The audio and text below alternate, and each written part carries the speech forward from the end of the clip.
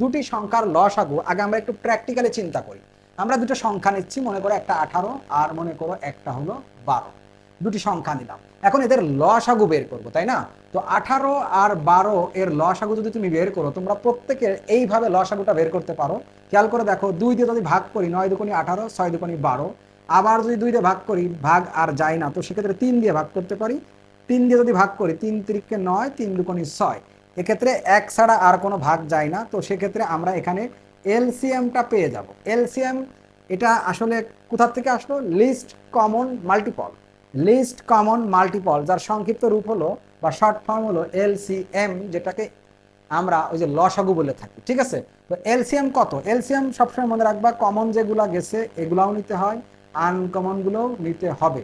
এই সবগুলো গুণ করে তারপরে আমরা এলসিএম বা লসাগু পাবো। 3 দুগুণী 6, 318, 18 দুগুণী 36, এক্ষেত্রে লসাগু হলো 36। এইখানে মজার বিষয়টা দেখো, এই যে লসাগু পেলাম, এই লসাগুটাকে তুমি প্রথম সংখ্যা দিয়ে মডুলাস করে দেবে, 18 দিয়ে মডুলাস করে দেবে। দেখবা মডুলাস মানে কিন্তু জানো তোমরা যে ভাগ শেষ বের করে, তো 36কে 18 দিয়ে ভাগ করে ভাগ শেষ বের করা শূন্য হবে। আবার এই এলসিএম 36, এইটাকে তুমি এই দ্বিতীয় সংখ্যা 12 দিয়ে একটু মডুলাস করে দেবে, তাও দেখবা ভাগশেষ 0 হবে। 36-এ 12 দিয়ে ভাগ করলে 3 12 36, ভাগশেষ 0 হয়ে যাবে। তার মানে কি দাঁড়ালো? যে লসাগু যেটা হয়, লসাগু 36, লসাগু যেটা হয় ওই সংখ্যাটাকে আমরা যে সংখ্যাগুলো লসাগু বের করছি ওই সংখ্যাগুলোর প্রত্যেকটা দিয়ে ভাগ করলেই ভাগশেষ 0 হয়ে যায়। এমন একটা সংখ্যা লসাগু হয়, আরেকবার বলতেছি, এমন একটা সংখ্যা লসাগু হয় যেই সংখ্যাটাকে প্রথম সংখ্যা দিয়ে ভাগ করলেও ভাগশেষ 0, দ্বিতীয় সংখ্যা দিয়ে ভাগ করলেও ভাগশেষ 0। তোমার যদি আরও একটা সংখ্যা থাকতো, ঠিক সেই সংখ্যা দিয়ে ভাগ করলেও ভাগশেষ 0 হয়ে যেত। ঠিক আছে? তাহলে আমরা বুঝতে পারলাম এই কনসেপ্টটা। এখন এইটাকে আমরা ফ্লো চার্টে নিয়ে যাব। দেখো, যারা গসাগু নির্ণয়ের ফ্লো চার্ট দেখছো, সেম, জাস্ট বলছিলাম 1 থেকে 2% চেঞ্জ করা লাগতে পারে, ঠিক ওইটাই একটু খেয়াল করে দেখো। প্রথমে আমরা এখানে কি করব? প্রথমে হলো শুরু করব। শুরু করার জন্য টার্মিনাল প্রতীক আমরা নিয়ে নিলাম স্টার্ট। 2 নম্বর কাজ হলো ইনপুট নিতে হয়, ইনপুট না হলো সামান্তরিক দিয়ে। তো এখানে ইনপুট দুইটা সংখ্যা, আমরা এইভাবে সরাসরি কনস্ট্যান্ট নিতে পারবো না, সংখ্যা সরাসরি নিতে পারবো না। ডেটা না নিয়ে আমরা কি নিব? ভ্যারিয়েবল নিব। তো সেক্ষেত্রে ইনপুট নিলাম হলো এ আর বি, তুমি অন্য কোনো অক্ষরও নিতে পারো, এক্স ওয়াই পি কিউ, যার যেটা মনে চায়। তো ইনপুট এ বি, তার মানে এ একটা ভেরিয়েবল যার ভিতর প্রথম সংখ্যাটা থাকবে, বি একটা ভেরিয়েবল যার ভিতর দ্বিতীয় একটা সংখ্যা থাকবে। 18 আর 12 যে থাকবে এটা কোনো কথা না, যে কোনো সংখ্যা, দুটা সংখ্যা থাকতে পারে। তো দুটা সংখ্যা আমরা নিয়ে নিলাম। নেওয়ার পরে এখন আমরা প্রথমে দেখবো যে এই দুটা সংখ্যার ভিতরে বড় কে, এই দুটা সংখ্যার ভিতরে বড় কে, আমরা এটা একটু চেক করবো। চেক করার জন্য আমরা একটা শর্ত জুড়ে দিচ্ছি। খেয়াল করে দেখো যে শর্তটা হলো ইফ যদি এ গ্রেটার দ্যান বি হয়। ভালো করে দেখো শর্ত, এখানে কোশ্চেন মার্ক দিচ্ছি, এ বি থেকে বড় কিনা প্রশ্ন করা হয়েছে। যদি ইয়েস হয়, তোমরা সহজেই বুঝতে পারতেছো ইয়েস হলে কে বড়, ইয়েস হলে হলো এ বড়। ইয়েস হলে এ বড়, তার মানে এখানে ম্যাক্স, ম্যাক্স হলো এ। আর যদি নো হয় তাহলে কে বড়?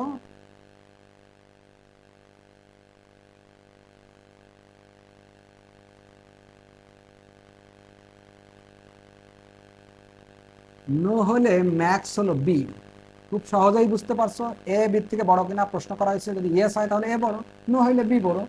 এ বি যেটাই বড় হোক না কেন, এ বড় হোক আর বি বড় হোক, যেটাই বড় হোক না কেন, আমরা ঠিক এভাবে কানেক্টর দিয়ে সংযোগ দিয়ে দিই।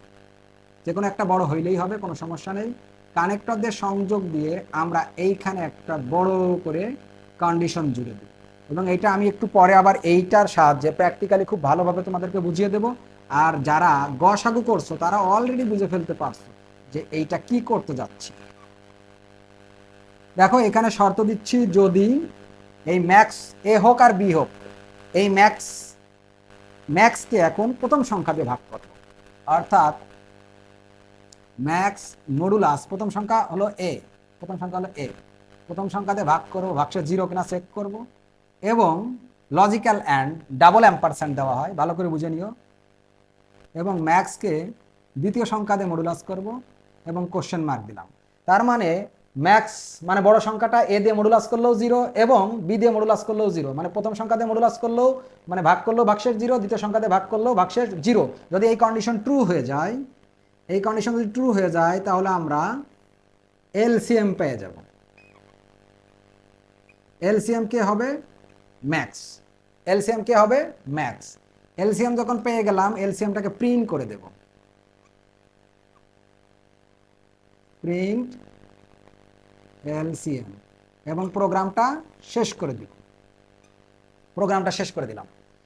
আর যখন নো হবে, নো হইলে আমরা এই ধাপটাতে ম্যাক্স এর মান এক এক করে বাড়াবো। তোমরা এখানে ম্যাক্স ভ্যারিয়েবল না নিয়ে এক্স নিতে পারো, শুধু এক্স নিলেও কোনো সমস্যা নেই, অন্য কোনো নাম দিলেও কোনো সমস্যা নেই। ভ্যারিয়েবল নিজের ইচ্ছা মতোই নেওয়া যায়, জাস্ট কয়েকটা রুলস আছে ভ্যারিয়েবল বা নামকরণের যে নিয়মগুলি আছে, সেই নিয়মগুলি যদি তুমি জানো তাহলে এই নামগুলো ইচ্ছা মতো নিতে পারো। আমি ম্যাক্স দিয়ে বড় বুঝাইছি, এক্ষেত্রে ম্যাক্স নিলাম, তোমরা এক্স নিতে পারো। ম্যাক্স প্লাস প্লাস মানে ম্যাক্সের মান এক এক করে বাড়তেছে, যখন এক এক করে বাড়বে তখন আমরা এইখানে আবার কন্ডিশন চেক করতে যাব। এই হলো দুটি সংখ্যার লসাগু নির্ণয়ের ফ্লোচার্ট। তোমরা একটুখানি স্মরণ করে দেখো যে ঠিক এইটা ছিল গসাগু বের করছিলাম, একটা ধাপ এদিক ওদিকে নাই, কথাবার্তা এদিক ওদিক নাই। কি কি চেঞ্জ হয়েছে? ম্যাক্স মাইনাস মাইনাস ছিল, আর এখন ম্যাক্স প্লাস প্লাস। ম্যাক্সের মান এক এক করে বাড়লে হয় লসাগু, এক এক করে কমলে তুমি গসাগুর দিকে যাবা, বাড়লে লসাগুর দিকে যাবা, কমলে গসাগুর দিকে যাবা।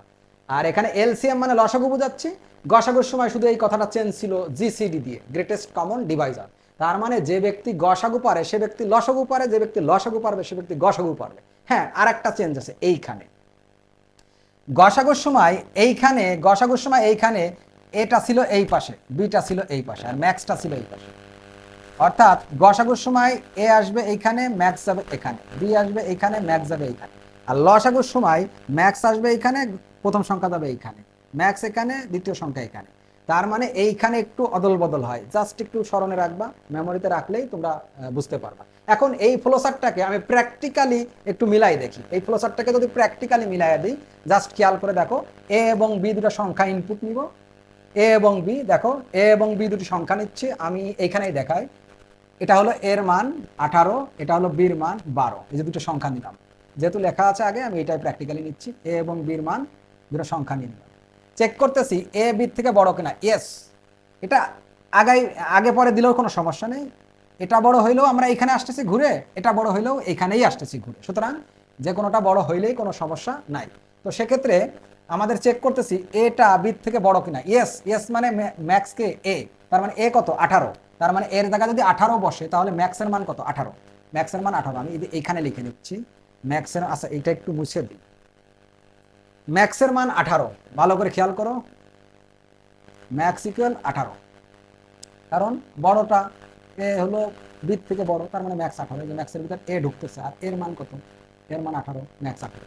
এখন এইখানে আসো, ম্যাক্সকে এ দিয়ে ভাগ করব, ম্যাক্স কত 18, 18কে কি দিয়ে ভাগ করবো, এ দিয়ে, এ কত 18, 18 দিয়ে 18 ভাগ করলে বাক্সের 0 হয়ে যাবে, তার মানে এই শর্ত মিলছে। এবং ম্যাক্সকে আবার বি দিয়ে ভাগ করব, ম্যাক্স কত 18, ভাগ করব কত দিয়ে, বি দিয়ে, বি কত 12, 12 দিয়ে ভাগ করে দেখো, 18কে 12 দিয়ে ভাগ করে তুমি বাক্সের 0 বানাইতে পারবা না। 18কে 12 দিয়ে ভাগ করে দেখবা, এই দেখো 18কে 12 দিয়ে ভাগ করলে 12কে 12 থাকে হলো 6, বাক্সের 0 কি হয়েছে, হয় নাই, তাহলে 18কে 12 দিয়ে ভাগ করে তুমি বাক্সের 0 বানাইতে পারবা না। না, তার মানে এই কন্ডিশন পুরাটা মিলে নাই, একটা অংশ মিলছিল এবং পরের অংশ মিলে নাই। যেহেতু পরের অংশ মিলে নাই তাহলে এই নো হবে, কারণ এবং লজিক্যাল অ্যান্ড দেওয়া মানে দুটাই মিলতে হবে। তো সেক্ষেত্রে নো হয়েছে মানে কি, ম্যাক্সের মান 1 বাড়বে, প্লাস প্লাস মানে মান এক এক করে বাড়ে।